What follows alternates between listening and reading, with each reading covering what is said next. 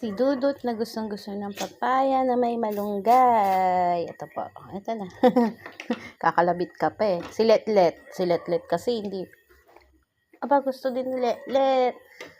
Very good. Hindi nila pa dun, sa higaan. Letlet. Hindi makakainin. So, ito may malunggay to eh. Papaya na may malunggay. Lagyan natin ng malunggay para masustansya. Oh, may malunggay pa yan. Kakalabit pa nga. Hindi makapaghintay. O, Letlet. Si Jok ayaw niya ng ganito eh. So, ito yung kagandahan sa mga aso ko. Kasi, pag sinusubuan sila, kahit hindi ka nakatingin, hindi ka nila kakalatin yung kamay mo. Tadi. Bahala ka dyan.